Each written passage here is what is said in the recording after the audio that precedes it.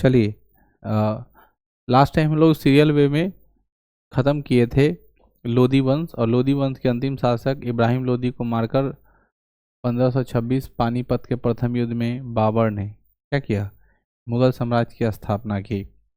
लेकिन इसके बीचों बीच, यानी जो हमारा दिल्ली सल्तनत चल रहा था, उसी दिल्ली सल्तनत के बीचों बीच मैंने आपको बताया था कि एक दक्षिण भारत की तरफ, किस भारत की तरफ, दक्षिण भारत की तरफ का इतिहास भी रन करने लगा था।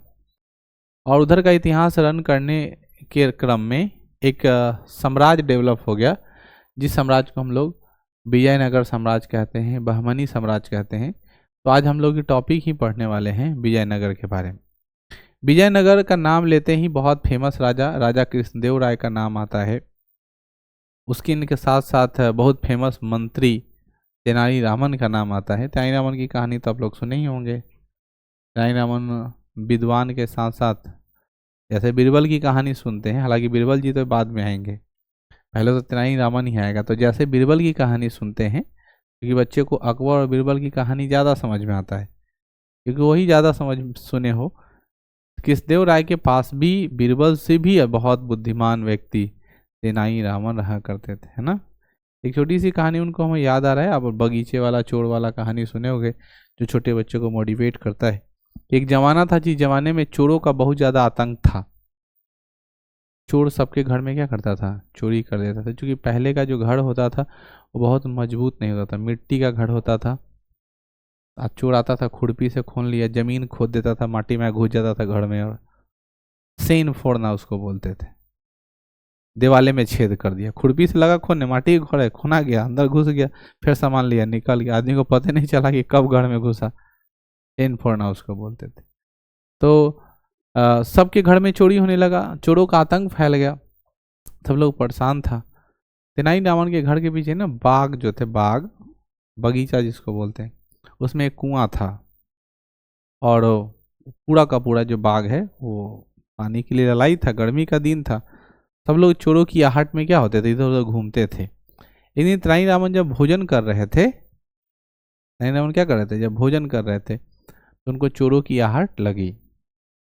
पत्नी खाना दे रही थी, तेनाली रामन भोजन कर रहे थे, और चोरों की आहट लगी। दो चार को चोर क्या होगा, आसपास मंडरा रहा कि तेनाली रामन तो राजा कृष्णदेव राय के मंत्री का, दरबार का मंत्री है, इसके पास माल कौड़ी बहुत ज़्यादा होगा। सुनने लगा। तेनाली रामन को अनुभव हो गया कि चोर बगल में है।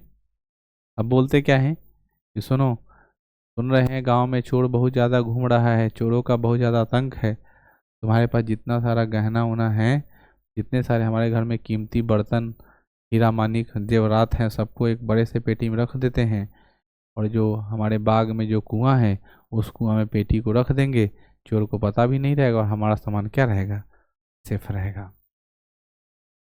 यह बात चोरों को पता चला। चोर एकदम दनादन हाथ पर ताली मारा कि हम लोग तो सारा चीज़ सुन लिए। तेनाली रामन ही मन क्या हो गया था, प्रसन्न। चोर चला गया।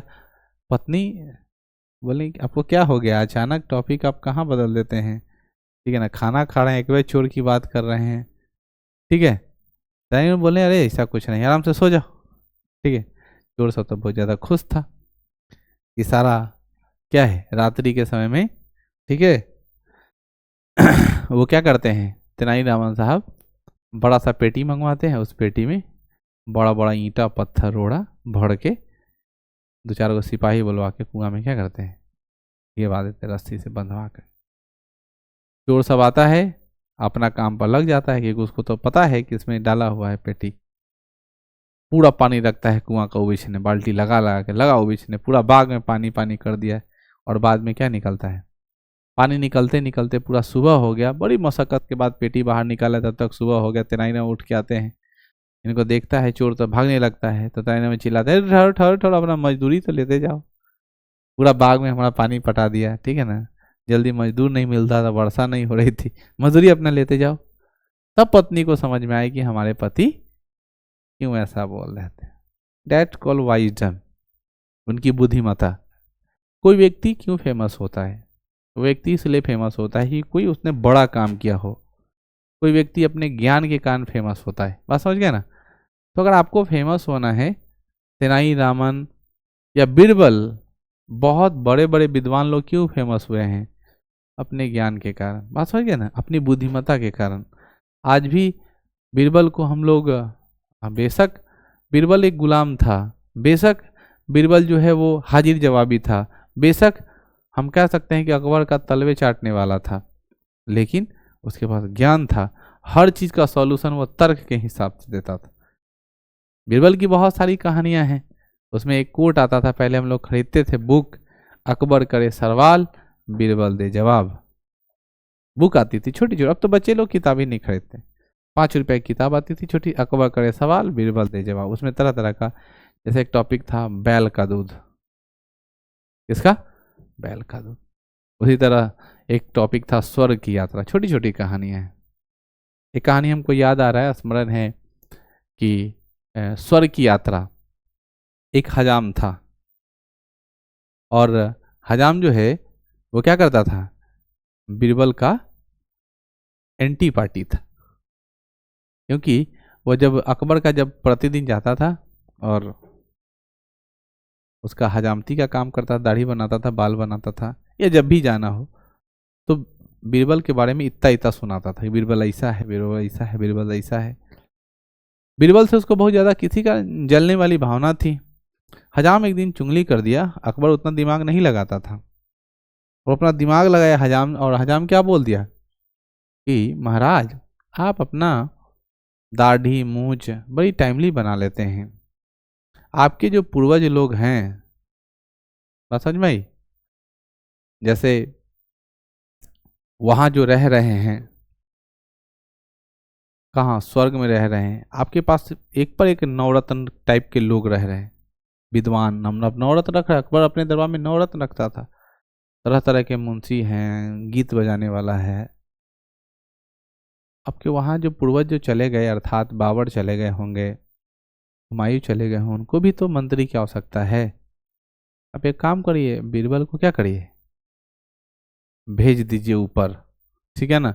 वहाँ अगर भेज दीजिएगा, बीरबल सारा काम अकेले देख लेगा। ये तो बहुत हाजिर जवाबी है, मतलब बहुत तेज है। अकबर को हजाम का आइडिया क्या लगा? बहुत अच्छा जच गया कि सही बोल रहे हो, तुम बहुत अच्छा बोलते हो। इतना अच्छा कोई आज तक हमको नहीं समझाया, ठीक है ना। हमारे दादा, मेरे बाबूजी बड़ी परेशानी में होंगे, उनको तो चाहिए एक बहुत अच्छा मंत्री। बीरबल को स्वर्ग भेजने की तैयारी हो गई। ऐलान करा जाता है कि बीरबल तुम्हें स्वर्ग जाना है। बीरबल तनिक भी नहीं घबराया, और बीरबल बोला हम स्वर्ग चले जाएंगे महाराज, 10 दिन का समय दीजिए, अपने पत्नी से, अपने बाल बच्चे से मैं मिल लेता हूँ। अपने पत्नी से, अपने बाल बच्चे की तरफ, घर की तरफ जाता है, कुछ कर्म कांड करता है, वो अपना कुछ टेक्निक्स लगाता है, और फिर राज दरबार में क्या होता है, वापस आता है। आज बीरबल के लिए बड़ी समाधि लगी हुई है, लकड़ी के बड़े ढेर किए गए, जहाँ पर बीरबल को क्या किया जाएगा, फूंका जाएगा। समाधि तैयार हो गई थी, बीरबल को उसमें रख दिया गया, आग लगा दिया गया। सबके नज़र में बीरबल क्या हो गया, मर गया। हजाम बहुत ज़्यादा खुश था कि उसका दुश्मन क्या हो गया, समाप्त, क्योंकि ऊपर जो जाता है वो वापस तो आता नहीं है। बीरबल जो 10 दिन में अपने पत्नी और बेटे से जो मिलने गया था, उसमें वो क्या किया था, शमशान घाट में एक सुरंग बनवाया था जो उसके घर तक जाता था, और वो जैसे ही आग पकड़ता है उस सुरंग से क्या हो जाता है, निकल करके अपने घर में चला जाता है, पैक हो जाता है। 6 7 8 महीने बाद बड़ा बड़ा दाढ़ी बढ़ा के, मूछ बढ़ा करके, एकदम भयावह रूप में अचानक किसके अकबर के राज दरबार में पहुंचता है, जहां बगल में हजाम बैठा रहता है।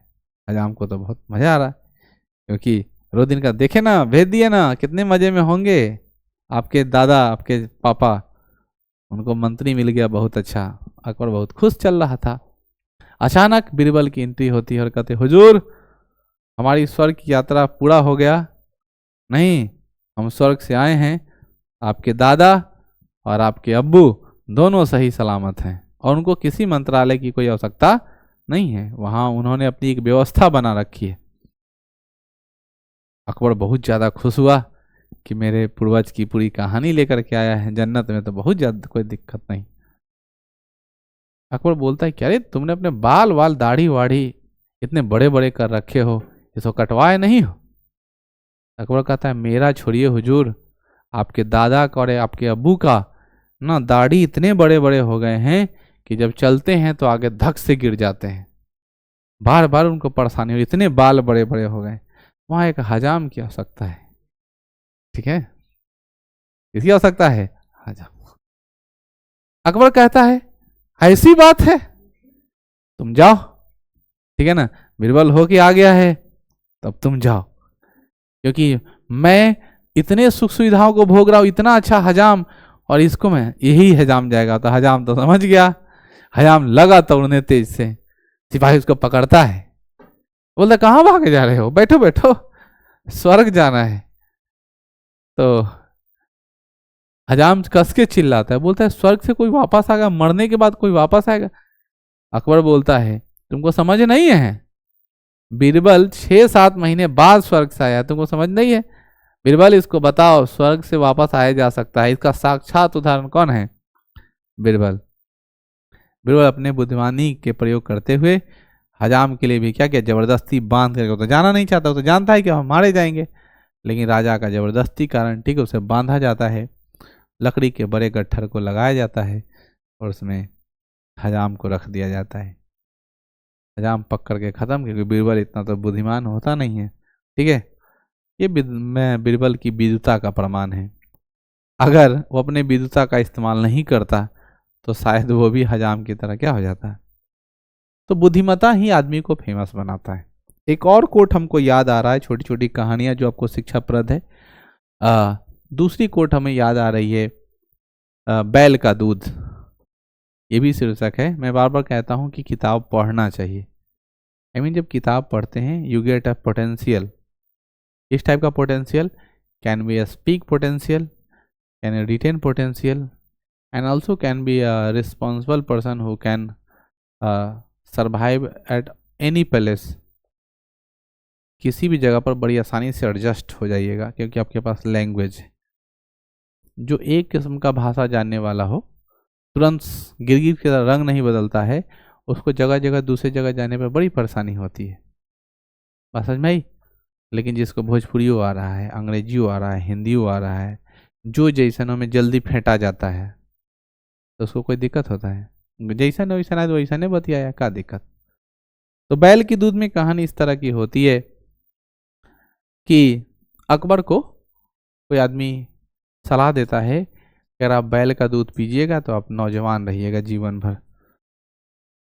किसी वैद्य ने, क्योंकि बीरबल थे ना, सब लोग जलते थे, उसकी चलती थी वहां, जिसकी चलती है उससे सब लोग जलता है।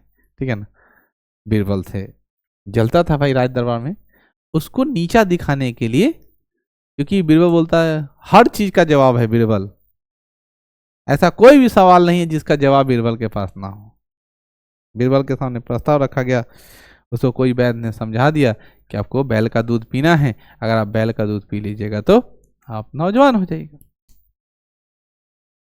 ठीक है, राज दरबार में आया, कहता है कि बीरबल को बोलता है, बीरबल मेरे लिए बैल का दूध का इकट्ठा करो, कहीं से व्यवस्था करो, प्रबंध करो बैल का दूध। अब तो बीरबल चिंता में पड़ गया कि बैल का दूध कहाँ से आएगा। पहली बार बोलता है कि हुजूर बैल का दूध नहीं हो पाएगा, उसको जवान बनने का शौक रहता है। गुस्से में बोलता है, बीरबल अगर बैल का दूध नहीं मिला तो तुम्हें मृत्युदंड दे दिया जाएगा। बीरबल बोला, आका मैं मजाक कर रहा था, बैल का दूध होता है, मैं ला कर दूंगा। रिलैक्स हो गया वो, बड़ी विनम्र स्वर में कहा, तो मजाक क्यों करते हो, बैल का दूध लेके आओ। बोला बैल का दूध यहाँ से बहुत दूर है, लगभग 1.5-2 महीना लग जाएगा बैल का दूध लाने में। जाकर वो अपने घर पे रह गया, आराम करता था घर पर। ठीक, आराम करने लगा और लगभग 1.5-2 महीने तक वो फिर राज दरबार में नहीं गया। अकबर को लगा था अब दूध लेके आ जाएगा, अब दूध लेके आ जाएगा, अब दूध लेकर के आ जाएगा। अपने घर में से, ठीक है, अपनी बेटी को, राज दरबार के ठीक सामने एक छोटी सी नदी रहती है, उस नदी में जो कमरा रहता है अकबर का, उसके ठीक सामने वो नदी था, बहता था वो नदी। उस पर रात को लगभग 11 से 12 बजे के रात में अपने बेटी को बोलता है जाना, उसमें तुम कपड़ा खींचना है, धोबी का पटाहा होता है ना, वो बद्धा के बड़ाम बड़ाम मारना, साउंड आना चाहिए। प्लान था, बेटी जाती है पटाहा लेकर, लगी पीटने। अकबर को सोने में दिक्कत हो रहा था, खिड़की से झांकता है, देखती है रात को दूगो सेना को बता, देखो तो कौन है रे, कपड़ा काहे खींच रहा है इतना रात के, कल सुबह नहीं फिर सकता है। सैनिक दूगो जाता है, जैसे ही जाने वाला रहता उसे कड़ी में बोलते, वहां से उधर ही रहिए, ये ना मेरे पापा को बच्चा हुआ है, ठीक है, मेरे पापा को बच्चा हुआ है, ठीक है, और लोग जान जाएगा ना, इसीलिए शर्म के मारे, लाज के मारे हम रात को क्या कर रहे हैं, कपड़ा खींच रहे हैं। वो दोनों बहुत हंसने लगा और उस पर भी हंसा, क्या तुम्हारे पापा को कहें, मैं सही बोल रहे हैं, बाप को क्या हुआ है, बच्चा हुआ है, मेरा भाई हुआ है एक ठो, ठीक है, हम जल्दी जल्दी कपड़ा, महाराज को बोल दीजिए हम जल्दी जल्दी कपड़ा खींच के चले जाएंगे, बहुत सारा कपड़ा लेकिन खींचना है, वरना कल सुबह सब लोग जान जाएगा तो मेरी बेइज्जती हो जाएगी, लोग क्या कहेंगे। वो जाकर के दोनों सैनिक अकबर को कहता है कि देखिए ना महाराज, आपके राज में तो बड़ा अनोखा बात हो गया, एक पुरुष को क्या हो गया है, बच्चा हो गया है। अकबर भी हंसने लगा, बोला ऐसा कभी हो सकता है क्या, तो सही बोल रहे हैं, ऐसा होता है, ठीक है। अकबर मानने के लिए तैयार नहीं था। अब अगले दिन, ठीक है, सैनिक को भेज दिया घर पर और बोला पुरुष को उठा के ले आओ राज दरबार में, बुलवाओ। जिस दिन वो राज दरबार में पुरुष गया, उस दिन बीरबल भी क्या हो गया, राज दरबार में चला गया और जाकर उधर साइड में बैठ जाता है। दूसरे पुरुष को क्या करता है, वहां पे भेजता है। वो पुरुष कहता है जी हजूर, कल रात को हमको एक बच्चा हुआ, अब हम लोग से मुंह छिपाने के लिए हम ऐसा कह रहे हैं। बीरबल वहीं पे सुन रहा था। अकबर गुस्से में पागल होकर बोला, तो तुम झूठ बोल रहे हो, तुम्हें दंडित किया जाएगा, तुम मेरे सोने में दखल दे रहे थे, नहीं हमारी तबीयत खराब हो सकती थी, तुम्हें बच्चा हो ही नहीं सकता। बीरबल खड़ा होकर कह रहा है, जहां बना आप बहुत होशियार हैं और आप सही बोल रहे हैं, किसी पुरुष को बच्चा नहीं हो सकता, अर्थात बैल कोई बच्चा नहीं होगा, और जब बैल का बच्चा ही नहीं होगा तो दूध कहाँ से आएगा, ठीक है। अकबर बोला सही बात है। जब ये बात वो मान लेता है कि बैल का दूध नहीं होता है, तब अकबर को बीरबल बताता है कि हुजूर ये एक नाटक है जो मैंने खुद रचा था आपको समझाने के लिए। बीरबल के लिए ताली बजती है, और जो बुरी नज़र वाले तेरा मुंह काला, जो बुरा जो सुनते थे उसका मुंह काला पड़ जाता है। बच्चों हम ये सारी कहानी आप लोग को सुना रहे थे, बहुत सारी कहानी हैं जो आपको रोचक आधार पर अकबर बीरबल की कहानी, तेनाली रामन की कहानियाँ मिलने को प्रसंग था, यानी मनोरंजन के हिसाब से आपको देखने को मिलेगा। अब हम लोग, ये तो हो गई बच्चों वाली बात, अब हम लोग मेन हिस्ट्री पे आते हैं कि दक्षिण भारत का वह कालखंड जिस कालखंड में लगभग 1336 ईस्वी के आसपास, जिस समय तुगलक वंश का, ठीक है ना, किसका, तुगलक वंश का क्रियाकलाप चल रहा था, ठीक है। किस वंश का, तुगलक वंश का शासनकाल चल रहा था। और आप लोगों को पता है तुगलक वंश के संस्थापन गयासुद्दीन तुगलक थे। तुगलक वंश के शासनकाल में एक दक्षिण क्षेत्र की तरफ ना बढ़ना शुरू हुआ एक प्रांत, ठीक है ना, उसमें दो भाई, दो सगे भाई, हरियर और बुक्का, हरियर और बुक्का ने क्या की, विजयनगर साम्राज्य की। विजयनगर साम्राज्य क्यों महत्वपूर्ण है और हमें क्यों पढ़ना पड़ा विजयनगर साम्राज्य। आज भी अगर आप दक्षिण भारत में जाते हैं तो दक्षिण भारत आपको बहुत आकर्षित करेगा, अपने कला के लिए, अपने संस्कृति के लिए, अपने बनी इमारत के लिए, बनी हुई इमारतों की शैली के लिए, भाषा के लिए, भोजन के लिए, यहाँ तक कि नदियों का संगम तट के लिए दक्षिण भारत अपने आप में बृहत है, ठीक। हम लोग का उन लोग से कल्चर बहुत दूर दूर तक नहीं मैच करता है, भाषा का, यहाँ तक कि मौसम का भी। आज हम लोग गर्मी की तरफ बढ़ रहे हैं, वहाँ भयंकर गर्मी होगी, दक्षिण भारत में क्या होगी, भयंकर गर्मी चल रही होगी, और जब हम लोग भयंकर गर्मी से तपते हैं वहाँ आग बरसता है। ठीक है, इतिहास बहुत रोचक है सबका, लेकिन इन इतिहासों से हमें यही पता चलता है कि इतिहास में उसी का नाम अमर है जो अपने आप को खपाया है। ठीक है, जिसने कुछ एक्स्ट्रा नहीं किया उसका इतिहास हम नहीं पढ़े, ना वह व्यक्ति हाईलाइटेड हुआ। इसलिए अपने जीवन काल में कुछ अच्छा करिए। ठीक है, चलिए आते हैं पॉइंट ऑफ व्यू से। क्या लिखता है, विजयनगर साम्राज्य की स्थापना तुगलक वंश के शासन मोहम्मद बिन तुगलक के शासनकाल में 1336 ईस्वी में हरियर और बुक्का नामक दो भाइयों ने किया। हरियर और बुक्का नामक, देखो तो टेबल पे है क्या मार्कर, ऑफिस में होगा। देखिए तो बाबू उसको पेपरवा खोलिए ना, कहीं उसमें होगा। पढ़े हैं क्या पेपर आप लोग? नहीं है, ओके थैंक यू। क्या कहता है बच्चों कि विजयनगर साम्राज्य में, ठीक है, तुगलक वंश के जो शासक थे उनके शासनकाल में ऐसा कुछ हुआ है। और तुगलक वंश के शासक कौन थे? यही मोहम्मद बिन तुगलक, जिन्हें क्या कहा जाता है? पागल बादशाह। आप लोग पढ़ाए थे ना, कौन बादशाह? पागल बादशाह। ठीक है, हरियर और बुक्का नामक दो भाइयों ने इसकी स्थापना की थी। अपने गुरु संत विद्यारण्य एवं सायन की प्रेरणा से किया था। यह तो बात हकीकत है बच्चों कि जब तक किसी के पास कोई गुरु ना रहे तब तक उसकी सफलता का, ठीक है ना, बिना गुरु का ज्ञान किसी को नहीं हुआ है आज तक। एक न कोई मार्गदर्शन वाला हो, भले ही वो सक्सेसफुल व्यक्ति ना हो, आपको रास्ता दिखाए, आप उतना मेहनत करें, आप सफल हो जाएं, लेकिन बिना गुरु का तो ज्ञान नहीं हुआ है शुरू से। अर्थात आप किसी को, ठीक है ना, ज्ञान अर्जन करने के लिए किसी व्यक्ति को आप आइडियल मानना ही होगा। अब तब जैसे किसी एक व्यक्ति को आइडियल मानना ही पड़ेगा और उसके आदर्शों को फॉलो करके आपको सक्सेस होना।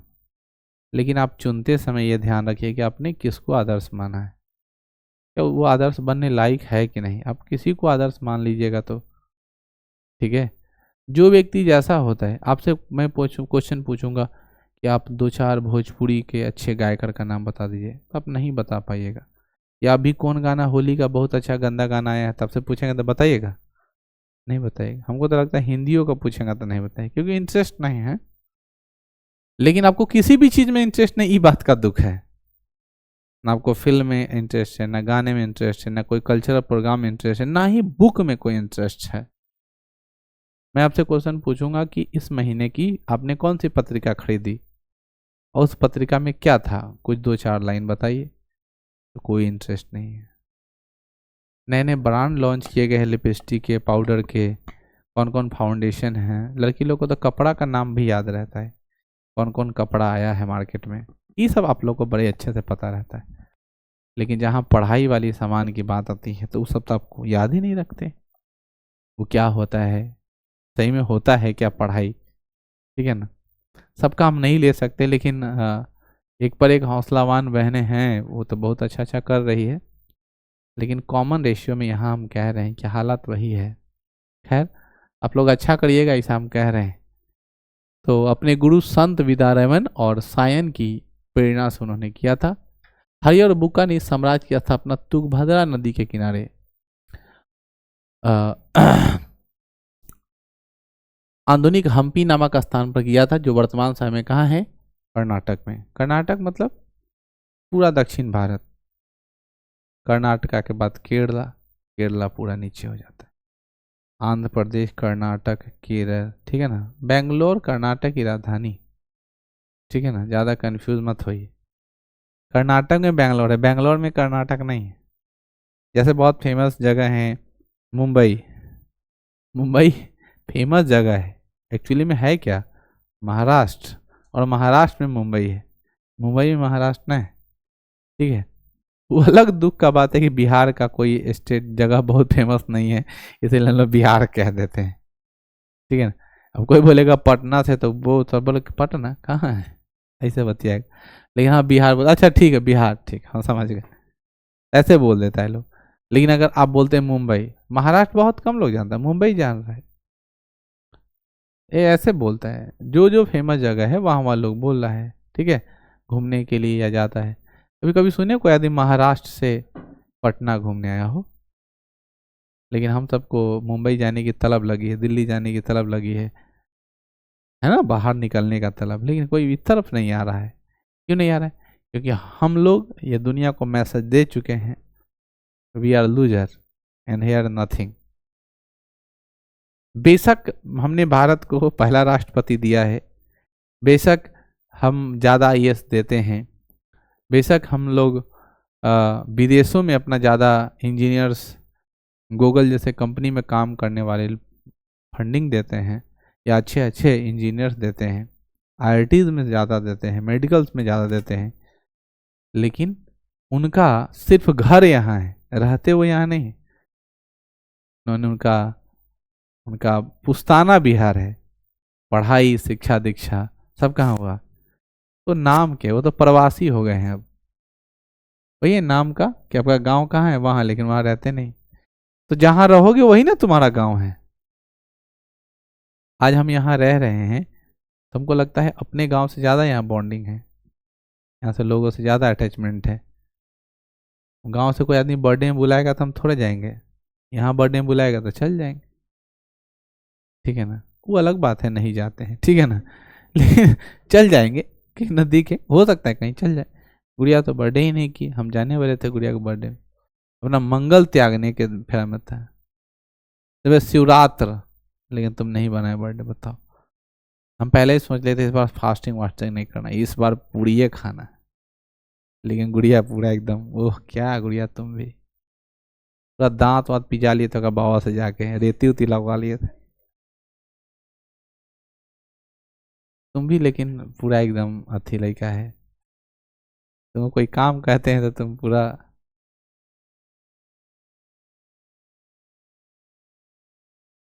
यहाँ पे क्या कहता है, ध्यान से सुनो। हरियर और बुक्का ने अपने पिता संगम के नाम पर विजयनगर साम्राज्य में पहला वंश नाम रखा संगम वंश। देखिए विजयनगर साम्राज्य का जो कालखंड है वो लगभग 200 वर्षों का, कितने सौ वर्षों का बाबू? 200 वर्षों में 4 वंश आए। कितने वंश आए? 4 वंश। पहला का नाम है संगम वंश। संगम वंश जो है वो हरियर और बुक्का के बाबू का नाम है। हरियर और बुक्का के बाबूजी का नाम क्या है? संगम। और उसी संगम पर उन्होंने पहला वंश रखा, कौन सा? संगम वंश रखा। संगम वंश के बाद आता है सुलू वंश। तुलु वंश के बाद आता है तुलु वंश। तुलु वंश के बाद आता है ऑर्डीवेडु वंश। कहीं कहीं किताब में सालू वंश भी देखने को मिलेगा। तो पहला कौन सा है? संगम वंश, दूसरा सुलू वंश, तीसरा तालु वंश और चौथा क्या है? ऑर्डीवेडु वंश। Now let's complete 200 years empire like first Sangama वंश, तुलु वंश और ऑर्डीवेडु वंश। विजयनगर साम्राज्य में कुल मिलाकर कितने हुए? 4। एक ही बात को 2 बार लिखा गया है, आप लोग समझिए। अब हम लोग बात करते हैं संगम वंश की। संगम वंश अपने बाप के नाम पे रखा था, तो संगम वंश के संस्थापक कौन होंगे? हरियर और बुक्का ही होंगे। हरियर और बुक्का पहला शासन 1326 में बना, और पहला शासक कौन बना? हरियर प्रथम, क्योंकि बड़ा भाई रहा होगा हरियर, इसलिए बन गया होगा। अपनी प्रारंभिक राजधानी आनागोंडी को बनाया, जिसके बाद स्थानांतरित करके विजयनगर ले जाएगा।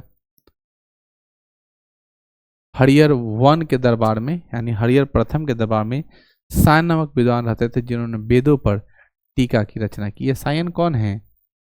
ये हरियर और बुक्का दोनों के गुरु थे, अभी ऊपर पढ़े हैं।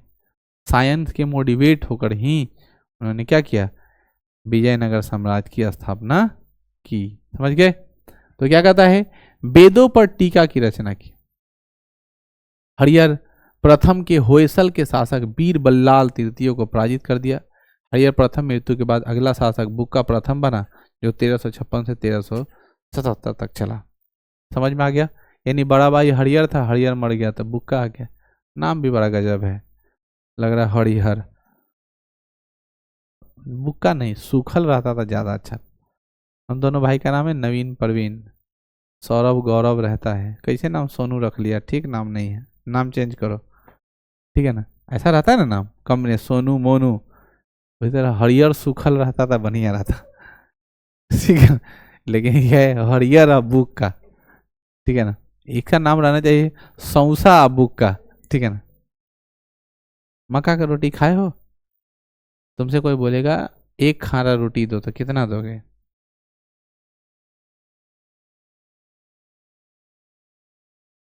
बताइए, आप लोग बहुत विद्वान लोग हैं, आप एक चौथाई दोगे, तो एक टुका मांगेंगे तो कितना दोगे?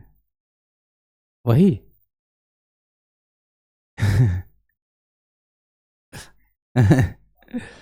यही बात है, तुम लोग इस धरती पे बोझ हो, ठीक है ना। मकई की रोटी खाओ, ठीक है ना, अपने कल्चर को पहचानो। 3-4 दिन पहले हम एक शादी में गए थे, और वहाँ मकई की रोटी और पालक का साग का स्टॉल लगा था। हम देख के बहुत चकरिया रहे थे, और वहां पर स्टाइलिश लोग बड़ी चाव से नीचे ये लगा करके, क्या बोलते हैं उसको, नैपकिन नहीं होता हाथ पोंछने वाला, वो सब लगा हुआ एकदम स्टाइल में, मक्के की रोटी है, और वीडियो वीडियो चल रहा था।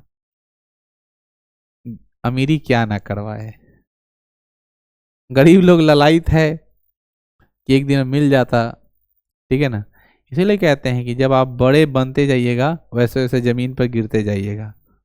जितना बड़ा आदमी उतना जमीन से जुड़ा हुआ, जितना देखावटी आदमी वो हवा में बात करेगा, वो अपने आप को समझेगा, और इसका तो इसके घर में दूध से भी कोई स्पेशल आता होगा ना, उससे अदहन चलता होगा चावल का, ऐसा बात बतियाएगा। जितना ज़्यादा बड़े बनते जाइएगा उतना ज़्यादा सिंपलिसिटी आता जाएगा। तो बहुत बड़े बड़े आदमी को देखिएगा, सबको लगेगा नहीं ज़्यादा ताम झाम, एकदम सिंपल वे में रहेगा। हम लोग को जब शादी विवाह में जाना होता है तो हम बेचैन हो जाते हैं, क्या पहनेंगे, कैसे पहनेंगे, हमको देखेगा, कुत्ता भी ना देखे, वो भी वो अपना कौड़ा में लगा हुआ है, जो फेंका रहा है उसमें लगा हुआ। बहुत नोटिस करने वाली बात है, बहुत ज़्यादा सीरियस नहीं होना है। कहीं पर भोज में गए हो, आपको नहीं पूछा और आप मुंह बना के चले आए, एक बार तो कार्ड दे ही दिया था कि चल आइएगा, हो गया, तो आपका काम है खाने का। गए हो तो जैसे हो वैसे खा के आओ, उलट पलट से जैसे हो खा के आते, लेटे रहेगा, खा के निकलो। उससे ज़्यादा दिमाग लगाने की जरूरत नहीं। अगर आपकी कोई रिस्पॉन्सिबिलिटी है तो उसको निभाइए, और कोई रिस्पॉन्सिबिलिटी नहीं दिखता है तो प्रणाम प्रणाम करिए, जल्दी घसक लीजिए, उससे ज़्यादा कोई जरूरत भीड़ लगाने की जरूरत ना है। अगर आप कहीं पे जा रहे हैं और बहुत ज़्यादा प्रतिष्ठित आदमी की तरह आपको टेक केयर कर रहा है, आप समझिए आपका प्रतिष्ठा में पदोन्नति हो रहा है, और आपको सिंपल होने की ज़रूरत है। जितना सरल रहिएगा उतने ज़्यादा लोग समझेगा, जितना कॉम्प्लिकेटेड होते जाइएगा लोग नहीं समझेगा, ठीक है। तो हरियर वन की मृत्यु हो गई थी, और हरियर वन की मृत्यु के बाद कौन बना? बुक का प्रथम बना। कब? 1356 में। बुक का प्रथम ने अपना एक दूत मंडल कहाँ भेजा? 1374 में चीन भेजा। आज चीन विकसित है या विकासशील है? गुड़िया जी आप बोली, चाइना विकसित है या विकासशील? What do you mean develop और डेवलपिंग?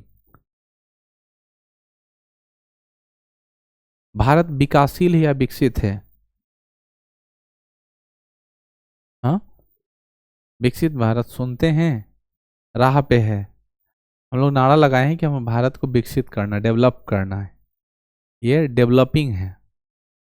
बात है, डेवलप नहीं, डेवलप रहता तब तो हम डॉलर में पैसा कमाते।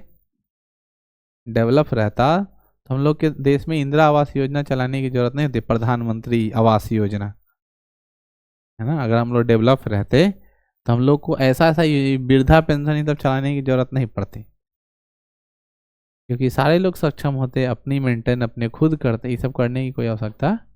लेकिन आज हम लोग क्या करते हैं? चाइना कैसा कंपनी है, देश है? विकसित देश है। जापान कैसा देश है? विकसित देश है। अमेरिका कैसा देश है? रूस कैसा देश है? भारत कैसा देश है? विकासशील। हम लोग विकास के राह पर है, और आप लोग जैसा होनहार युवा जिस देश में हो तो देश का विकास कैसा हो रहा हो आप लोग समझ ही रहे हैं। मैंने आपको कल ही कहा था कि we are dependent on agriculture. What is the condition of agriculture you know. हम लोग भारत में, भारत के लोग किस पर डिपेंडेंट हैं? कृषि पर। और कृषि की क्या स्थिति आप लोग सब समझते हैं। तो सोच लो भारत की स्थिति कैसी है। अब इससे ज्यादा अनुमान क्या लगाना है, इससे ज्यादा अनुमान क्या लगाए हम लोग, ठीक है ना। अब बोला कोई आदमी कि आपने दुनिया नहीं देखा, भारत के अलग अलग जगहों पे जाइएगा तब ना आपको पता चलेगा कि क्या है खेती, कैसे होता है, कैसे उपज होता है। माना हमने दुनिया नहीं देखा, लेकिन बिहार के पास जो आबादी वो ऑस्ट्रेलिया के बराबर तो है ना। और इतनी बड़ी आबादी में अगर इस तरह की स्थिति है तो उधर बचा हुआ आबादी का क्या लेते हैं? क्या कुछ कहना चाहते हैं? मेरे बात से सहमत नहीं है? गुड़िया उसको कोई खिला नहीं रहा है तो गुड़िया फिर से बन रही है, एकदम रूठ गई है। गाना चलेगा रूठ जाना तेर, ठीक है ना। बुक्का के शासन काल में ही रायचूर दोआब के क्षेत्र में अधिकार प्राप्त करने लेकर विजयनगर साम्राज्य और बहमनी साम्राज्य के बीच युद्ध प्रारंभ हुआ और अंततः कृष्णा नदी के दोनों का सीमा रेखा मान लिया गया। बुक्का ने वेद मार्ग प्रतिपादक की उपाधि धारण की। बुक्का के शासन काल में ही चारों वेद तथा अन्य ब्राह्मी ग्रंथ एवं, चार वेद का नाम याद है ना, ठीक है ना, उपनिषद ग्रंथ का सायन के नेतृत्व में अनुवाद हुआ। यानी ध्यान से सुनिएगा, चारों वेद का अनुवाद,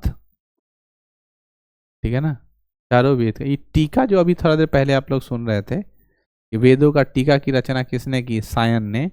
अब चंदन टीका वाला नहीं ना समझ रहे थे। नवरात्र आने वाला है, अगले 10-15 दिन में नवरात्र शुरू होगा। चैत्र नवरात्र जिसको कहते हैं हम लोग।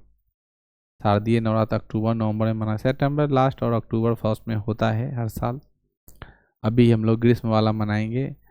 हिंदू कैलेंडर यानी सनातन का कैलेंडर शुरू होगा, चैत्र महीना शुरू होने वाला है। साल का हम लोग आखिरी महीना खत्म कर रहे हैं, यानी ये हम लोग का आखिरी महीना बीत रहा है, फागुन। आप लोग को याद है ना, आता है हिंदी में पढ़ने। क्या पढ़ते हैं? पहले चैत, फिर बैसाख, फिर जेठ, फिर आषाढ़, फिर सावन, फिर भादव, फिर आश्विन, फिर कार्तिक, फिर अगहन, फिर पूस, फिर माघ और फागुन। 12। हैं? जेठ भाग जाता है। ऐसे भी जेठ अगर भाग जा रहा है तो ठीक है, ठीक है ना, क्योंकि तुमको जेठ पर ध्यान नहीं देना, तुमको तो साली पर ध्यान देना है, ठीक है ना। जेठ अगर तुम्हारे पास रहेगा तो सब दिक्कत है ना। क्या गलत बोल रहे हैं? हाँ, जेठ का मतलब होता है जो बड़ा है, तो बड़ा को लेके क्या करोगे? तुमको छोटा पर ध्यान देना है। चलो, बोक्का है कि नहीं। अच्छा है तुम्हारे जीवन से जेठ भाग जा रहा है, तो तुमको ऐसा लग गया है कि जेठ के खेद रहा है, ठीक है। आओ इधर। उपनिषद ग्रंथ में सायन की बात करते हैं हम लोग। तो टीका का अर्थ होता है भाषा। टीका मतलब अंडरस्टैंड लैंग्वेज। संस्कृत में हम कुछ बोल रहे हैं, वो आपको नहीं समझ में आ रहा है, अंग्रेजी में कुछ बोल रहे हैं नहीं समझ में आ रहा है, उसको कोई आदमी ट्रांसलेट करके खूब अच्छे से समझ के और उसको अपने भाषा में लिख दे, सरल अनुवाद में लिख दे, सरल शब्दों में लिख दे, और वो चीज आपको समझ में आए, डेट कॉल भाषा टीका। तो आप बोले रहे कि अभी दुर्गा पूजा आ रहा है, उसमें आप लोग नवरात्र का पाठ करिएगा तो किताब खरीदिएगा दुर्गा सप्तमी, तो उसके नीचे लिखा रहेगा भाषा टीका सहित, किताब पर जाकर पढ़ लीजिए। इसका अर्थ होता है कि वो तो संस्कृत में रहेगा ही रहेगा, आपको जिस भाषा में समझ में आएगा उस भाषा का भावार्थ करके लिखा हुआ है। समझ में आ रही है मेरी बात? चलिए, सायन हरिहर द्वितीय का प्रधानमंत्री था। बुक्का एक मृत्यु के पश्चात संगम वंश का अगला शासक हरिहर द्वितीय ईस्वी में बना और उसके पश्चात देवराय प्रथम बना। देवराय प्रथम कुछ ज्यादा अच्छा काम किए, इसलिए इनके बारे में जानना जरूरी है। देवराय प्रथम के शासनकाल में पुनः रायचूर दुआ पर अधिकार करने को लेकर विजयनगर साम्राज्य एवं बहमनी साम्राज्य के बीच युद्ध हुआ। इस समय बहमनी शासक फिरोज शाह बहमन थे, जिसमें 1419 ईस्वी में देवराय प्रथम को पराजित कर दिया और अंततः दोनों के बीच में वैवाहिक संबंध क्या हो गया? स्थापित हो गया। ध्यान से सुनेंगे कि आप लोगों को बता रहे थे कि बुक्का जब प्रथम राज कर रहा था विजयनगर साम्राज्य पे, द्वाब का अर्थ क्या होता है? जब द्वाब का मतलब नदियों का वो क्षेत्र, ठीक है ना, दोनों तरफ से नदियाँ का है स्टेट जो बनता है, उस दोआब को पकड़ने के लिए, दोआब किसका था? कृष्णा नदी का। किसका? तो कृष्णा नदी का जो दोआब है उस पर अधिकार पाने के लिए बहमनी साम्राज्य और विजयनगर साम्राज्य के सालू वंश में बार बार लड़ाई होती थी। तो पहला बार तो लड़ाई हुआ लेकिन उसका कोई निष्कर्ष ना निकला। तो बीचे बीच जो नदी चल रही थी ना, उस नदी को बॉर्डर मान के दोनों को लौटा दिया। लेकिन जब देवराय प्रथम आया तो उसको लगा ये कमजोर है, इसलिए अटैक कर दिया। यानी लड़ाई लड़ाई और लड़ाई लड़ने के बाद युद्ध तो प्रारंभ हुआ। बहमनी साम्राज्य के शासक फिरोज शाह बहमंत जी ने 1419 में देवराय प्रथम को पराजित कर दिया और अंततः दोनों के बीच में वैवाहिक संबंध स्थापित हुआ। वैवाहिक संबंध स्थापित करने का मतलब दोनों के बीच समझियाना का कार्यक्रम शुरू हो गया होगा।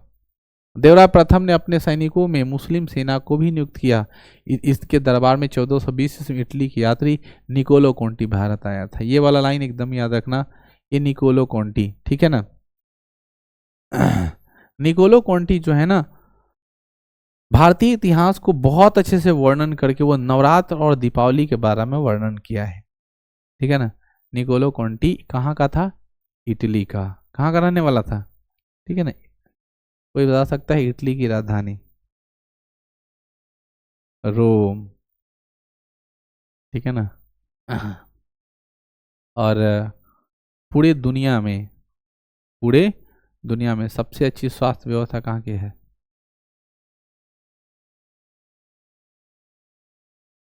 तो तुमको याद आ रहा है स्विट्जरलैंड, ठीक है ना।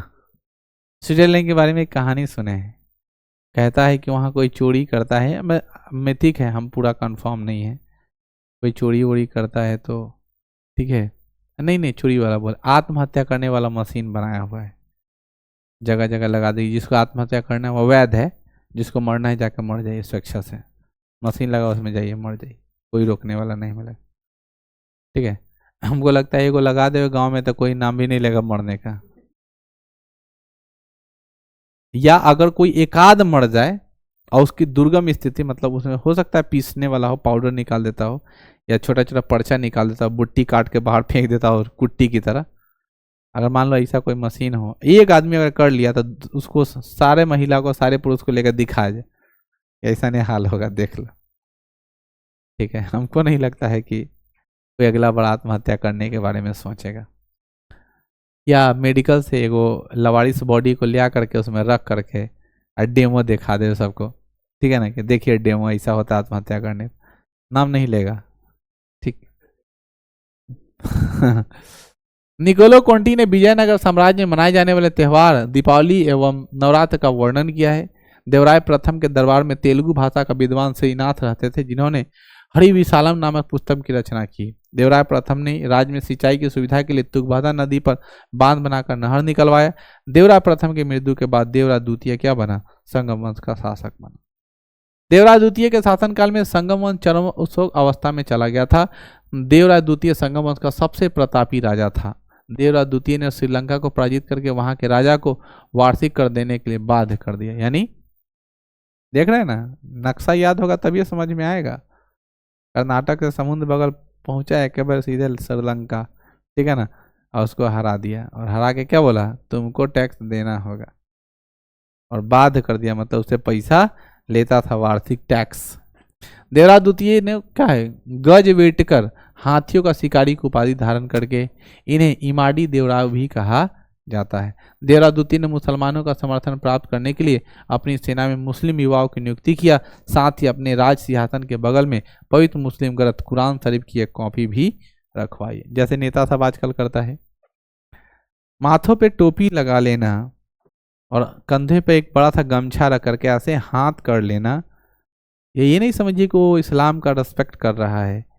या ऐसे दिखावा करने वाले बहुत सारे लोग मिल जाएंगे जो सिर्फ वोट बैंक के लालच में लोग को रिझाने की कोशिश करते। बाकी वो कहानी सुने होंगे, मुंह में राम बगल में छुरी, ठीक है ना।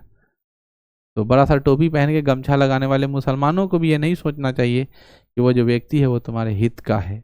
और दूसरा, जो समझ रहा है कि हिंदू के लिए जो आदमी जहर उगिल रहा है, हिंदू को भी नहीं समझना चाहिए कि जो आदमी तुम्हारे लिए जहर उगिला वो तुम्हारा हित ऐसी ही हो। क्योंकि जो आदमी पल पल अपना रंग बदल रहा है, कभी टोपी पहन रहा है, कभी भगवा पहन रहा है, कभी उज्जर पहन ले रहा है, कभी लाल पहन रहा है, कभी ब्लू पहन रहा है, वो आदमी का क्या भरोसा। अरे तो धर्म की परिभाषा रंग ही तो है। अब हिंदू में 4 गो 5 गो रंग लेके बउआ रहा है, कोई पियर गमछा, कोई ब्लू गमछा, कोई लाल गमछा, कोई भगवा गमछा, कोई हरियर गमछा लेके बउआ रहा है कि नहीं। और इतना ना गमछा की क्वालिटी हो गया कि अलग अलग बढ़ने पर अलग अलग प्रकार का रंग, अलग अलग प्रकार का धर्म, अलग अलग प्रकार का सिचुएशन अपने में कटरा कुटरी कर रहा है। तो रंग ही तो है जब कैसे कहते हैं कि रंग के आधार पर मतलब भेदभाव नहीं होगा। देख सकते हैं आप, ठीक है ना, रंग के आधार पर एकदम भेदभाव है। हरा पहनोगे तो क्या होगा, उजला पहनोगे क्या होगा, ये सब भाई बातें हैं। यहाँ भी देखो मुस्लिम, ये साफ साफ लिखा हुआ है मुस्लिम विवाह की नियुक्ति करने के साथ मुसलमानों को रिझाने के लिए। अभी तुम सोचो, तुम होली मना रहे हो, कोई बहुत बड़ा एक डिबेट का टॉपिक चल रहा है नेताओं में, लगातार दिन भर डिबेट चल रहा है इस पर कि जुम्मा और होली एक ही दिन है, ठीक है। तो उस दिन मुसलमानों को नमाज नहीं पढ़ना है, जुम्मा सालों भर आता है, ठीक है ना, होली साल में एक बार आता है, इसलिए लोग होली खेलेगा, जुम्मा नहीं पढ़ेगा, ये वो। हाँ मतलब बाहर नहीं निकलेगा, जो भी हो।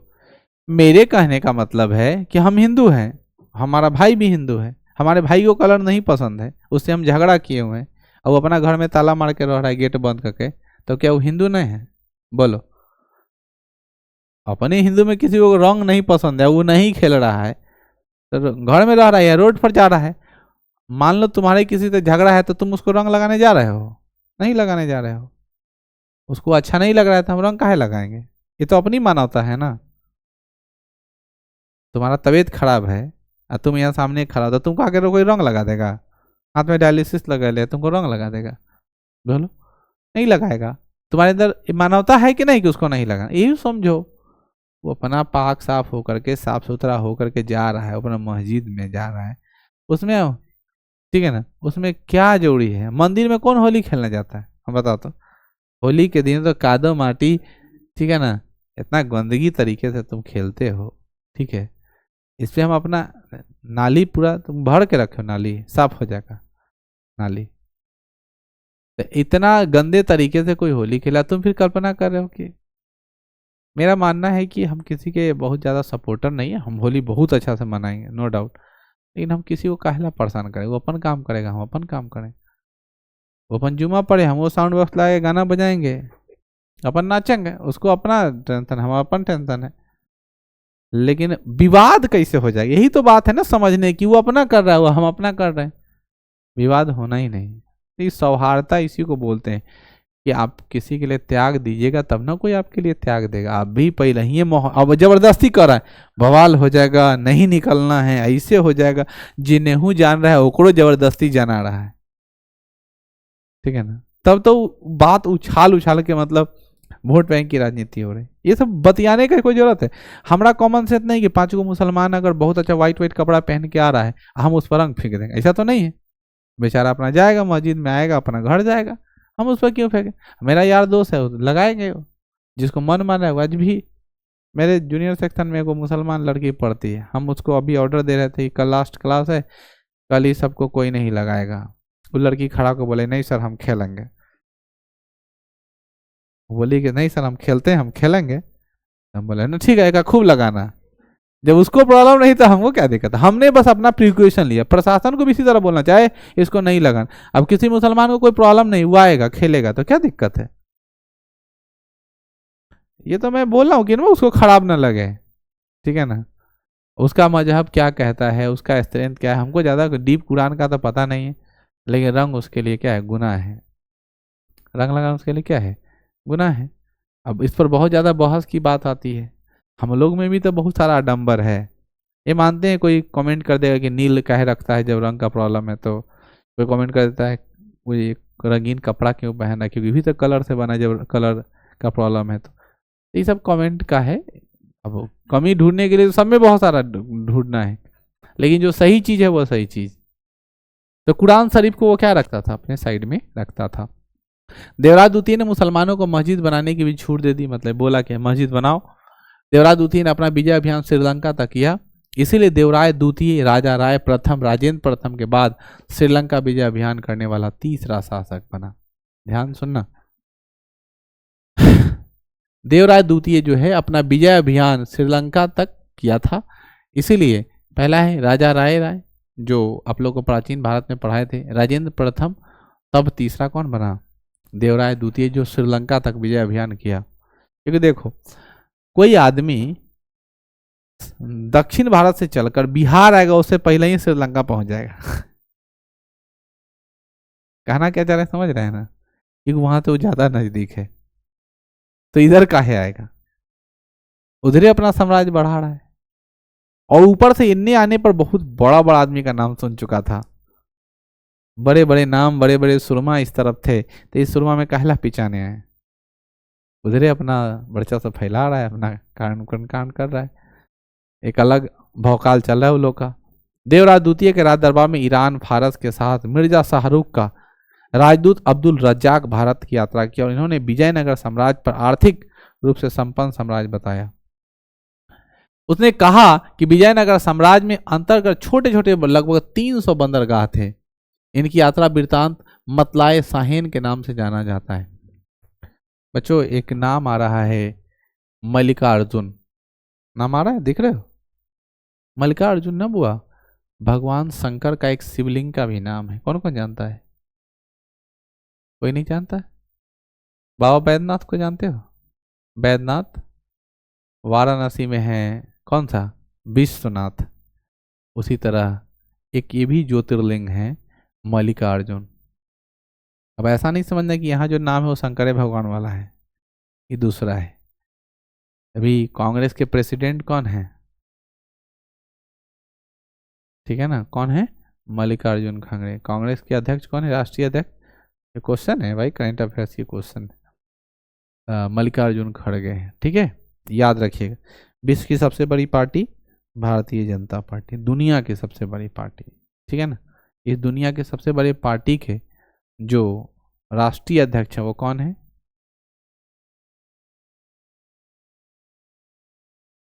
कौन है, जगत प्रसाद नड्डा, अर्थात जेपी नड्डा, शॉर्ट में बोलते हैं जेपी नड्डा, जगत प्रसाद नड्डा, ठीक है। देवराज द्वितीय की मृत्यु के बाद संगम वंश का अगला शासक मल्लिकार्जुन 1446 से 65 तक बना। मल्लिकार्जुन ने प्रौढ़ देवराय की उपाधि धारण किया। मल्लिकार्जुन के काल में चीनी यात्री महुआन विजयनगर समागम में यात्रा किया। मल्लिकार्जुन के शासनकाल में विजयनगर साम्राज्य का पतन अर्थात संगम वंश का पतन प्रारंभ हो गया, ठीक है ना। बुढ़वा के हाथ में मिला तो अब समझ रहे, प्रौढ़ हो गया था, बूढ़ा आदमी था, उसे कंट्रोल नहीं हो रहा था, संगम वंश पतन की तरफ बढ़ने लगा।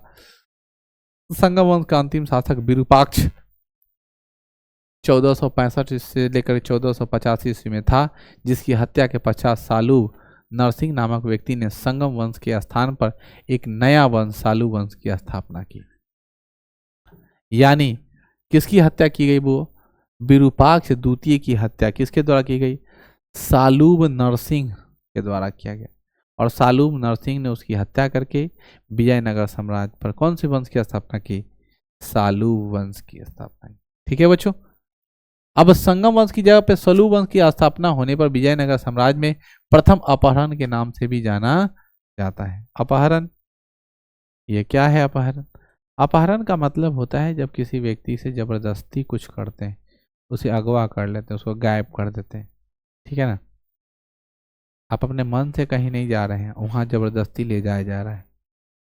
आजकल बीपीएससी शिक्षकों के साथ ऐसा होने लगा है, जिसको आम भाषा में पकड़ुआ ब्याह कहते हैं। चल रहे हो, उठा लिया। लड़का लोग ज़्यादा काबिल भी मत बनो, लड़की लोग का पहले होता था, अब लड़का लोग का होता है। मार्केट में दहेज का रेट बहुत ज़्यादा है, एक अनार 100 बीमार, लड़की के लिए कहावत नहीं है, ठीक है ना। अब लड़का के लिए कहावत, एक अनार 100 बीमार वाली बात, क्योंकि भाई सक्सेसफुल बॉय की कमी है, ठीक है ना। और लड़की तो वही गीत गाती है, मेहंदी से लिख दूँ सजना का नाम। अब कौन सजना आएगा, सरकारी नौकरी वाला, ठीक है ना। तो मेहंदी कीन के रख ले, अब केकर नाम लिखाएगा, ठीक है ना, सजना का नाम अब तुम सोचते रहो, ठीक है। अब तुम केकरा सजना बनना है, बाकी बाबू सोना धनिया पुदीना का नाम नहीं, सजना वाला बात हम मतलब, ठीक है, रियलिटी है। तो अब पुरुष का अपहरण हो रहा है, जैसा कि आप लोग पेपर में तरह तरह के देख रहे होंगे।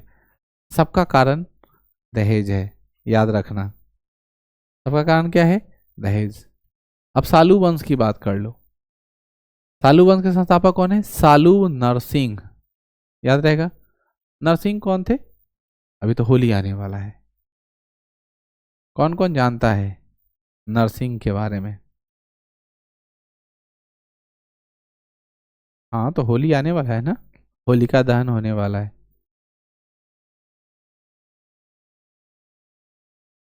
हम्म।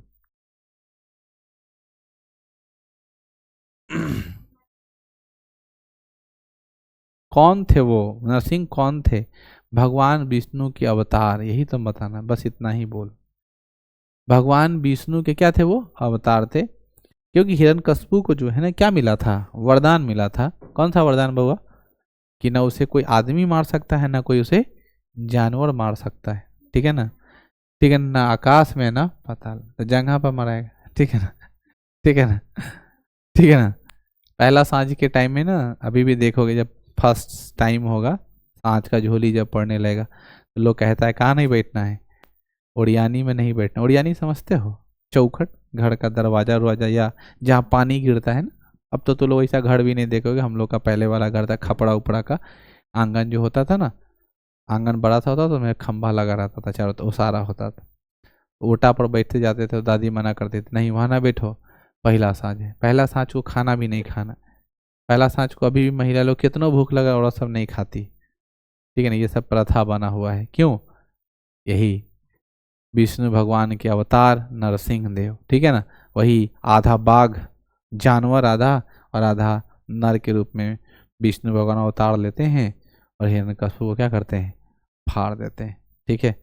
और फिर उसी में का एक पार्ट है कहानी का कि होलिका दहन हम लोग मनाते हैं भगवान के घर में। ठीक है। राक्षस के घर में भगवान का भक्त करने वाला, भगवान की भक्ति करने वाला बहुत ही आस्तिक लड़का प्रहलाद पैदा लेता है ना। और प्रहलाद क्या करता है? दिन रात ओम नमः भगवत वासुदेवाय का मंत्र करता है, जिससे हिरण्यकशिपु को बहुत ज़्यादा गुस्सा आता है। वो इतना ज़्यादा वृतांत बताता है कि अपने पिता को समझाता है, पिता भगवान सभी जगह हैं। वही नहीं जो अभी बता रहे थे कि नर के रूप में खंभा, मतलब उसको बांध करके बोलता है कि तो तुम्हारा भगवान ये खंभा में है? बोलता है हाँ, इस खंभा में है हमारे भगवान। तो ये खंभा में से क्या होते हैं? फाड़ करके पकड़ लेते हैं और उसको फाड़ देते हैं। ठीक है। तो होलिका जो है उनकी बहन रहती है। किसकी बहन? हिरण्यकशिपु की। होलिका को एक कंबल रहता है, वो कंबल उसको मिला रहता है कि अगर तुम इसको पहन करके कहाँ चले जाओगे, आग में ही बैठ जाओगे, तो तुम्हारा बॉडी नहीं चलेगा। तो प्रहलाद को मारने के लिए वो क्या करता है? बड़ा सा लकड़ी का गट्ठर बनवाता है और उसी में होलिका को कहता है तुम बॉडी में क्या करना, कंबल लपेट लेना और इसको नंगे रखना, इसको में पका देना, मार देना। कैसी बुआ रही होगी। खैर, ठीक है ना। भले ही बेशक बुआ और भतीजा या भतीजे का संबंध बहुत अच्छा होता है, भले ही मम्मी से बुआ को ना पटे, लेकिन भतीजा भतीजी को मम्मी मतलब बुआ मानती है, ये रियलिटी है। अगर आप उस टाइप के हैं तब, अब मम्मी के भावना में आप बह जा रहे हैं कि मम्मी के जोड़े रहते हैं पगलायल, मम्मी जैसे बोले वैसे, तो आप गड़बड़ कर रहे हैं। आप फुआ को एकदम धैले रहिए, एस्लेटर, ठीक है ना, माल टाल ले रहिए। मम्मी और बुआ का कभी नहीं जीवन में पटने वाला है, चाहे कितनी भी अच्छी रहे। सबकी बुआ और सबकी मम्मी में वही सही चलता है, थोड़ा सा टू स्टार्स कमेंट कमेंट। और खास करके जब दादी जिंदा है तब और ज़्यादा, तब और ज़्यादा भयंकर चलता रहे। ये सबके घर में होता है, नया कुछ नहीं है। इसलिए आप एकदम फुआ को धैर्य रहिए, एथलेटर चाँपते रहिए। बेशक वो मम्मी को 5 गाली दे, लेकिन तुमको 1000 रुपया दे, 500 रुपया दे, या 50 दे, लेकिन दे। आप धंधा लगाए रखिए अपना। चल फुआ कथी रहा इस सब पड़ल, चल वो तो पागल है नहीं वो सब। हाँ ले वो तू सही बोले भाई, ले 500। हमारे बातें ना कोनो मानल। ठीक है।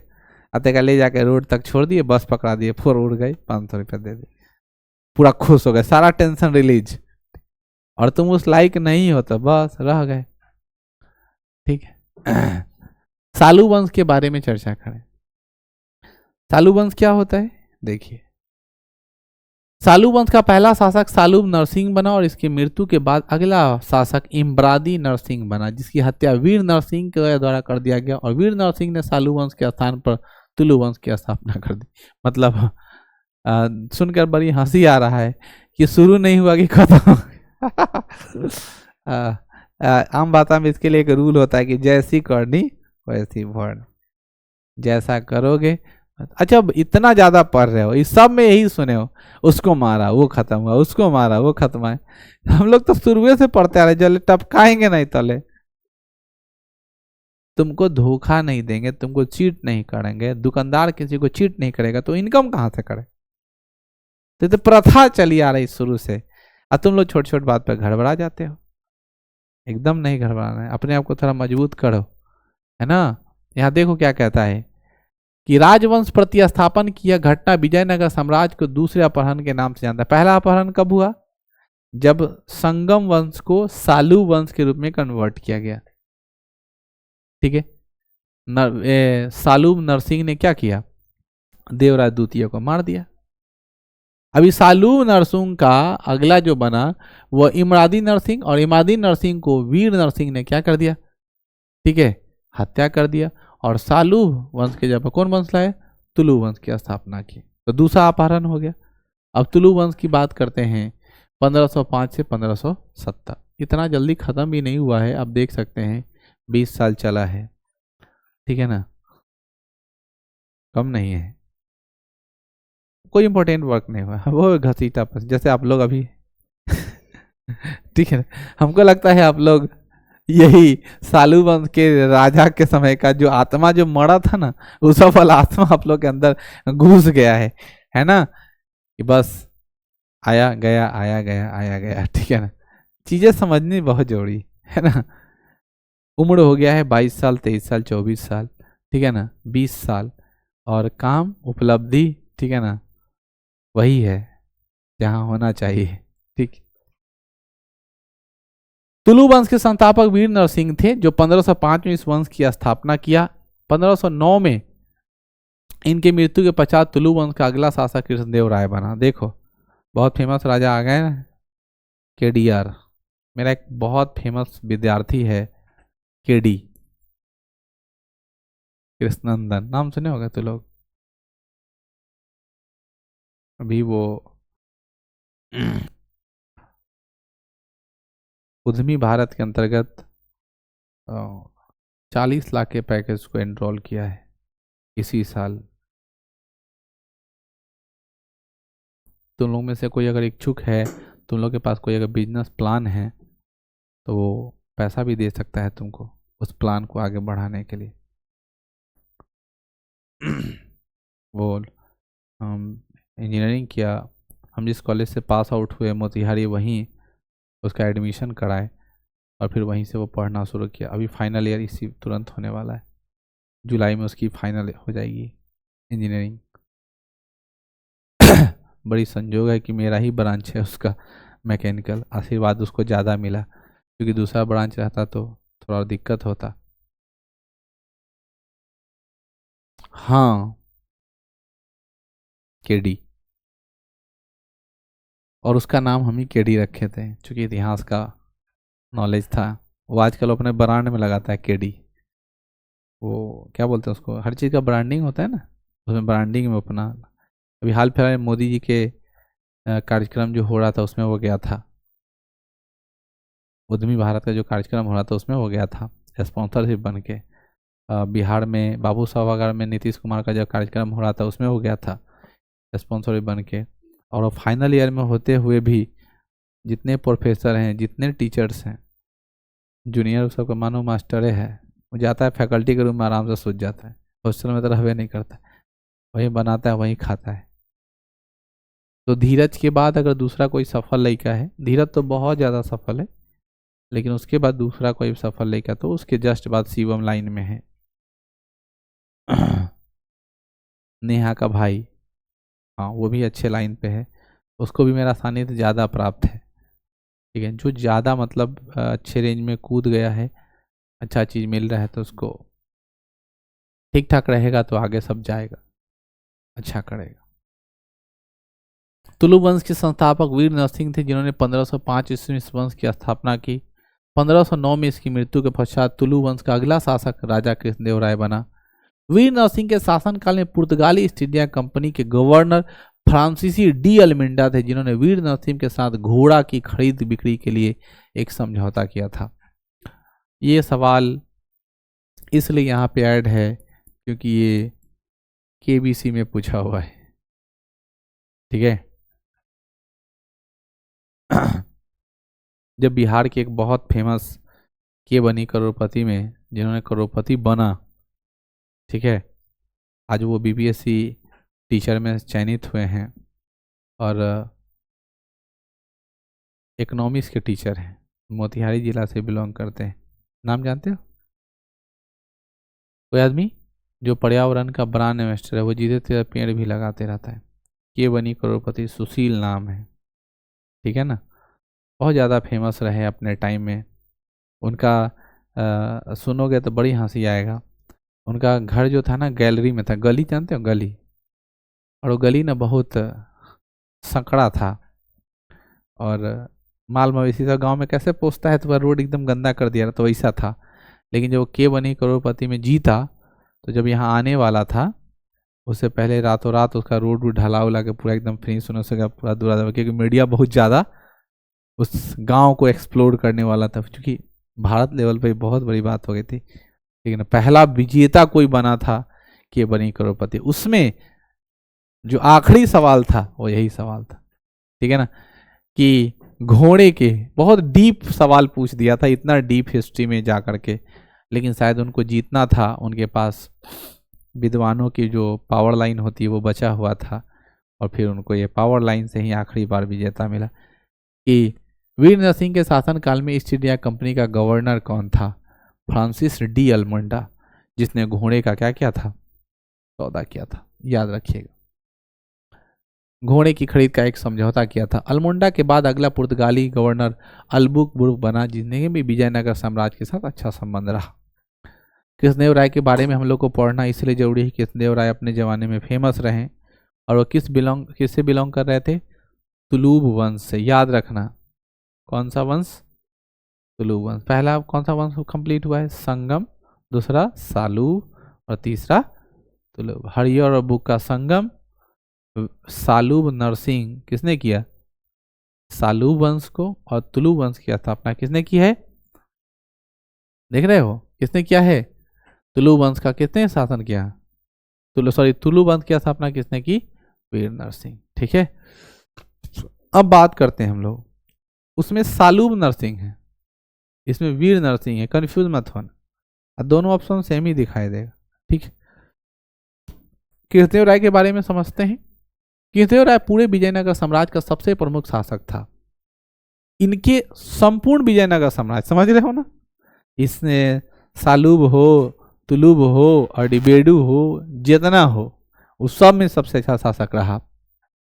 इनके समय रायचूर दोआब के अधिकार करने को लेकर जो बहमनी साम्राज्य के साथ संघर्ष चलता आ रहा था उसकी समाप्ति हो गई, क्योंकि कृष्णदेवराय ने इस क्षेत्र पर अपना अधिकार कर लिया। बार बार जो लड़ाई हो रहा था कृष्णा नदी के बीच में, उस टाइम भी हरियर और बुक्का के समय लड़ाई हुआ, दूसरे बार भी लड़ाई हुआ, नहीं उसको पूरा खत्मे कर दिया, पूरा जीत के अपने में क्या किया? मिला लिया, लफड़ा खत्म। कृष्णदेवराय इस अवसर पर यवन राज स्थापनाचार्य की उपाधि धारण की। कृष्णदेवराय एक विद्वान शासक थे। इन्होंने तेलुगु भाषा में अमुक्तवाद एवं संस्कृत भाषा में जामवती कल्याण नामक पुस्तक की रचना की। कृष्णदेवराय आंध्र भोज या अभिनव भोज के नाम से भी जाना जाता है। उनकी पुस्तक भी है, आप नाम याद रख लीजिएगा, ठीक है। बहुत अच्छे बच्चों, आगे बढ़ते हैं। कृष्णदेवराय ने पुर्तगाली गवर्नर अब्बुल कर्क के साथ एक व्यापारिक समझौता भी किया था। कृष्णदेवराय के दरबार में पुर्तगाली यात्री बारबोसा और डेमियोगो पायस भारत आया, जो 1520 में है। एडर्ड बारबोसा विजयनगर साम्राज्य में प्रचलित सती प्रथा का उल्लेख करता है। बारबोसा का लिखा हुआ किताब, ये लाइन बहुत अच्छा है।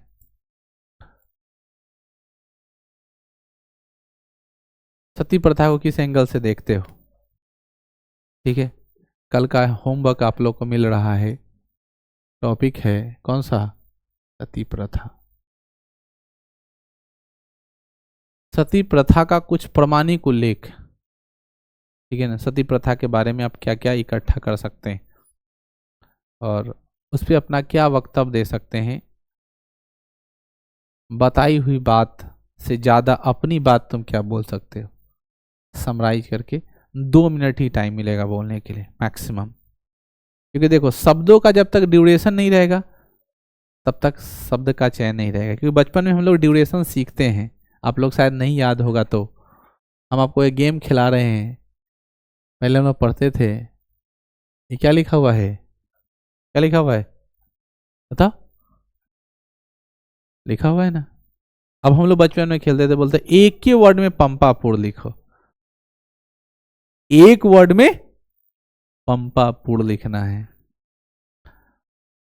इसको बोलते हैं समराइज। लिख के बताओ, एक शब्द में पंपापुर लिखना है। तो हम लोग क्या करते थे, प लिखते थे, ये प हो गया, ठीक है ना, क्या हो गया प।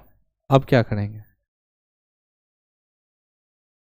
म होना चाहिए ना, म कहां से लिखेंगे, र तो हो जाएगा, पू भी हो जाएगा, म लिखना है। कोई आइडिया है? अरे ऐसे र लिखाता ही जानते हो कि नहीं, जैसे प्रकार में प्र होता है ना, तो इसको ऐसे उच्चारण के पम पा, ठीक है ना, हो गया पम पा पू अर। इसको क्या बोल दिए, ये भला ही बेफालतू चीज हो, लेकिन उस समय यह गेम आपको सिखा रहा था कि शब्दों का समराइज करके मीनिंग वही कैसे लाया जाता है। इसका सारांश ये है, जिससे आपका ब्रेन को क्या कर रहा है, खोल रहा है। आखिर आप ऐसे लिखने जाते हो तो जब आप 10th में पढ़ रहे होते हो तो हम जैसा बेवकूफ मास्टर कह सकते हैं, आपको कह देता है कि जाना 2 पन्ना भर देना, कुछ कुछ लिख देना, क्योंकि आपको सही पढ़ाया जाएगा तो आप तो एक्सेप्ट नहीं कर पाइएगा। और कॉपी भी चेक करने वाला वो उतना अच्छा से जांच नहीं करेगा आपका कि जज कि सटीक बात लिखे और सटीक। लेकिन अगर कोई बीपीएससी का टीचर हो और ऐसे पढ़ा रहा हो तो वो नहीं कहेगा जइया कुछ कुछ लिख दिया और 4 पन्ना भर दिया, 250 बोलता तो 500 में लिख दिया, ऐसा कभी बोलेगा? वो पहले ही बोलेगा शब्दों का चयन उचित हो, ज़्यादा हालाकी या उलाकी में पर दिस डेट नहीं लगाओ, इसमें उसमें ज़्यादा इस्तेमाल नहीं करो, ऑथेंटिक डाटा के साथ चीज़ों को लिखना, प्रमाण के साथ लिखने वाली बात। जबकि हम लोग यहाँ ऐसे लिखने चलते हैं 10th वाले में तो एकदम लगता है कि एक के वर्ड 5 बार बाद है, होली में ये होता है, होली में वो होता है, होली में ये होता है, होली होली होली होली करते लगा, एक बार 2-4 बार पढ़ लिया तो लगा कि होली हो होली हो होली हो, चिल्ला दिया, है ना। आपका स्टैंडर्ड क्या है ऐसे लिखने का, वो बता देता है कि आप किस लेवल की सोच रखते हैं। बात समझ में? अभी जैसे किसी को यहाँ खड़ा करा दूं और बोलूं कि बच्चों होली के बारे में बोलो, तो होली में रंग खरीदते हैं, होली में टोपी पहनते हैं, घर घर जाते हैं, सबको अबीर चढ़ाते हैं, ये बोलोगे तो पता चल जाएगा तुम्हारा सोच दूसरा वाला है। लेकिन अगर स्टैंडर्ड सोच की है तो हम ऐसे बोल सकते हैं कि होली को सांस्कृतिक और उल्लास दृष्टिकोण से अलग अलग इसकी इतिहास है। होली को सांस्कृतिक मिजाज से देखें, होली को भाईचारा के मिजाज से देखें, होली प्रेम सद्भाव का प्रतीक है। ये बोलने का तरीका कैसा लग रहा है? उसमें नहीं समझ में आ रहा है कि गोड़ पर अबीर चढ़ाते हैं और रंग लगाते हैं, पिचकारी लेके मीट खाते हैं, पूरा पकवान करते हैं, ठीक है। एक्सटेंडर इसी को बोलते हैं, टॉपिक तो वही रहेगा, कभी बदलेगा नहीं। आप लोग याद होगा 10th में भी ऐसे पूछता है और 12th में भी ऐसे पूछता है, दोनों जगह मास्टर आपको बेवकूफ मास्टर पढ़ाया है कि कुछ कुछ जाके लिख देना। लेकिन अब कभी नहीं बोलेंगे कि कॉपी में जाके कुछ कुछ लिख देना, क्योंकि जब कुछ कुछ होता है तो बहुत कुछ हो जाता है, ठीक है ना। आप बोर्ड नहीं पास करना है, आई मीन 1 मार्क्स पीछे, 2 मार्क्स पीछे, लास्ट टाइम 4.25 पीछे, now you get out of competition. और एक आदमी से कंपटीशन से बाहर नहीं रहे, तुमसे भी कोई आदमी करीब से बैकअप हुआ है जो 1 नंबर से छोड़ा है, 1.25 से छोड़ा है, और तुम्हारा तो 4 नंबर से छोड़ा है। तुम्हारा तो दुख थोड़ा कम में है, उसका और ज्यादा है, ठीक। इसीलिए शब्दों का चयन बहुत जरूरी है। स्पिरिचुअल थोड़ा रहिए, स्पिरिचुअल, दिमाग को थोड़ा शार्प करिए। बात हमको अभी बोलना ही था जो हम अभी बोल दे रहे हैं कि अभी आज वैकेंसी आए नहीं कि यूट्यूब पर 50 गो कोचिंग का, ठीक है ना, लगातार दबादब ये बैच, ब्रह्मास्त्र बैच, अर्थशास्त्र बैच, रामबाण बैच, ठीक है ना, 1 एम गोल 1 शॉट, ये वो मार आने लगेगा। ये सबसे कुछ नहीं होने वाला। रिजल्ट उसी का आएगा जो अपना बैच लॉन्च करेगा। वो अपना जो बैच लॉन्च कर दिया कि हमको ये वाला सब्जेक्ट कितना देर पढ़ना है, हमको ये वाला सब्जेक्ट कितना देर पढ़ना है, हमको ये वाला सब्जेक्ट कितना देर पढ़ना है, ये वाला सब्जेक्ट कितना देर पढ़ना है, जो अपना बैच लॉन्च कर दिया उसका रिजल्ट हो गया। बाकी मास्टर का लॉन्च किया वो बैच जो जो पकड़ेगा वो सब बर्बाद हो जाएगा। अभी शिक्षा जगत में सुनामी आ गई है, पूरे यूट्यूब में, पूरे एप्लीकेशन में, पूरे मास्टर जगत में तरह तरह कोचिंग। 3-4 दिन में देखना ऑफलाइन का भी तेने तेने मार बैनर सर, बिहार पुलिस इतना इतना, ये वो बैच मार एकदम टारगेट। रिजल्ट किसी का नहीं होना है क्योंकि वो सिर्फ टारगेट में जाएगा, बेग कान पर रखेगा, साइकिल उठाया आया, अब बहुत पढ़ लिए, कोचिंग में पढ़ लिए हैं, बस सो जाते हैं। ठीक है ना, तुम लोग अपना बैच लॉन्च करो, किसी का भी तैयारी करो, तुम्हारी सफलता हो जाएगी। और सफलता के लिए कहीं जाने की जरूरत नहीं है। जब तुम पढ़ना शुरू करोगे, प्रॉब्लम जब होगा तो तुम सॉल्यूशन खुद ढूंढ लोगे। एक ही गंजी है तुम्हारे पास, बीच में से फट गया है पहनने के लिए, चाहे एक ही शर्ट है यहीं से फट गया और आज पार्टी में भी जाना है, दूसरा कोई कपड़ा नहीं है, जाना एकदम इंपॉर्टेंट है, तो तुम क्या करोगे? क्या करोगे? इसका सॉल्यूशन ढूंढोगे कि बस खोल के फेंक दोगे? कोई मतलब नहीं। प्रॉब्लम होगा तो सॉल्यूशन ढूंढोगे ही ढूंढोगे। प्रॉब्लम ही नहीं, 5 वो कपड़ा है, फटा, फेंके, दूसरा पहने, चल दी। प्रॉब्लम है नहीं, सॉल्यूशन कहां से ढूंढोगे? इसलिए प्रॉब्लम हो रहा है तो होने दो, अपने आप सॉल्यूशन मिल जाएगा। हम नहीं बताएंगे, कोई और बताए, कोई और नहीं बताए, तीसरा बताएगा, मोबाइल बताएगा सब चीज का। कितना बार बोल दिए हैं चैट जीपीटी खोलो अपने मोबाइल में, एक नहीं 100 बार बोले हैं, कोई नहीं अभी डाउनलोड किया होगा। मिला है, समझ में आ रहा था? तुम्हारा तो फिजिक्स का वो बाप है, ठीक है, अगर तुम फिजिक्स उसमें लिख दिए, सिर्फ एक बात लिख दिए, व्हाट इज गैल्वेनोमीटर, गैल्वेनोमीटर के खानदान आ गया। ठीक है ना, पूरा लगातार आते रहता है, इतना पढ़ाएगा ना तुमको, तुम खुद पागल हो जाओगे। अब भोजपुरी में बोलोगे तो भोजपुरी में टाइप लिख दो कि कथी होता है, तो कथी ये लिख के भेजेगा उन्हें से। ये सब कामिल एप्लीकेशन है। तुमको चाहिए इंस्टाग्राम, तुमको चाहिए फेसबुक, ये सब है ठीक, लेकिन लिमिट भर। ठीक है ना, बहुत ज़्यादा इसमें परेशान हो गए तो उलझ के मर जाओगे। एक आदमी बोल रहा था, हम मोटिवेट होने लगते हैं तो कुछ कुछ बोलने लगते हैं, गर्लफ्रेंड बॉयफ्रेंड के बारे में बहुत तथ्य हो जाता है, ठीक है ना, कि गर्लफ्रेंड रखने से आदमी बर्बाद हो जाता है। अरे तो गर्लफ्रेंड जो बर्बाद हो रहा है, वो लड़का भी तो उसका बॉयफ्रेंड रहा होगा, एक बर्बाद हुआ तो दूसरा आबाद कैसे हो गया? वो भी तो बर्बादे हो गया ना। ऐसे बोलो ना, कपल बर्बाद हो जाता है, गर्लफ्रेंड रखने से बॉयफ्रेंड थोड़ा बर्बाद होता। अब सामने वाला तुम दोस्त किसको बना रहे इस पर भी तो डिपेंड करता है। जो बीपीएससी मेंस लिख रही होगी, वो अगर हमारा फ्रेंड होगा तो हमरा से दिन भर थोड़े बतियाएगी, बोल बतियाएगी? आ तुम रख लिए वो झोरा छाप, जो दिन भर कॉलेज पागल खेने बउआ रहा है, वो थोड़ा दोस्त बन गया, तू मेंस लिख रहे हो, आ वो है बकलोल, तो दिन भर दाल भात भेजबे करेगी, मैसेज करबे, देखे ना मन नहीं लग रहा है, देखे ना सोने का ये हो रहा है, वो हो रहा है, करबे करेगा। तो अब किसको सेलेक्ट करे ये भी तो बहुत मायने रखता है। इसीलिए तो बोलते हैं जैसे जैसे लेवल जाओ वैसे वैसे अच्छा मिलेगा क्वालिटी में। इसलिए बहुत पहले गलती मत करो, करना है, ठीक है ना, अभी समय आने दो और थोड़ा लेवल थोड़ा बढ़ाओ, थोड़ा और ऊंचे स्तर पर जाओ। ठीक, अभी अगर जो बच्चा मैट्रिक में प्यार किया, वो प्यार करके ब्याह कर लिया, वो कल लड़का अति हो गया तो रह गया इंटर पास, वो किया ही है। कोई लड़का इंटर में प्यार किया, इंटर वाली से ना करेगा, ब्याह कर लिया। और कोई सोचो एमएससी में प्यार कर रहा है, तो उसको तो कम से कम एमएससी मिला ना।